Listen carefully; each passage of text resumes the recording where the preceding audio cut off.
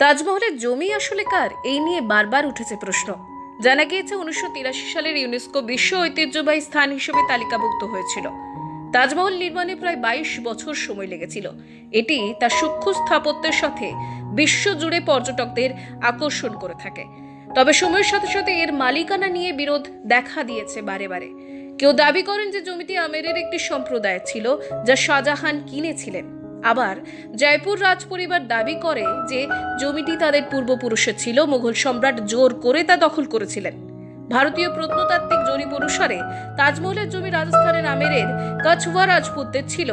শাহজাহান স্মৃতিসৌধ নির্মাণের জন্য তাদের থেকে এই জমি অধিগ্রহণ করেন এবং বিনিময়ে তাদের 4টি হাভেলি অর্থাৎ প্রাসাদ প্রদান করেন, এমনটাই জানা যায়। এই হাভেলি সম্পর্কে যদিও বেশ কিছু প্রশ্ন রয়েছে। 2017 সালে বিজেপির সাংসদ সুব্রমণিয়ম স্বামী দাবি করেছিলেন যে নথি প্রমাণ করে শাহজাহান তাজমহল তৈরির জন্য জয়পুরের রাজপুত শাসকদের কাছ থেকে জমি দখল করেছিলেন। তিনি অভিযোগ করেন যে শাহজাহান জয়পুরের রাজাদের কম দামে তাদের জমি বিক্রি করতে বাধ্যও করেছিলেন।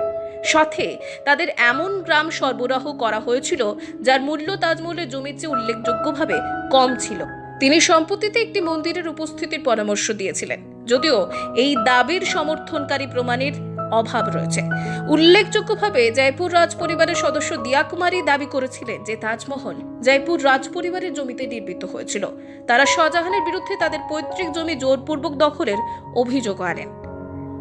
তবে বারে বারে ওঠা এই প্রশ্ন, এর মালিকানাকে ঘিরে তর্ক থাকা সত্ত্বেও তাজমহল স্থাপত্যের উজ্জ্বলতার প্রতীক হিসেবে আজও দাঁড়িয়ে রয়েছে।